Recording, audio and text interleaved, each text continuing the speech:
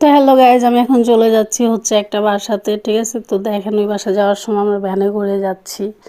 তো আপনাদেরকে না দেখাইলে না না বললেই না, কি মানে অমায়িক দৃশ্য, ঠিক আছে? মানে এত সুন্দর প্রাকৃতিক দৃশ্য, এই যে ভ্যানে চড়ে বেড়ানোর মতো যে একটা আনন্দ।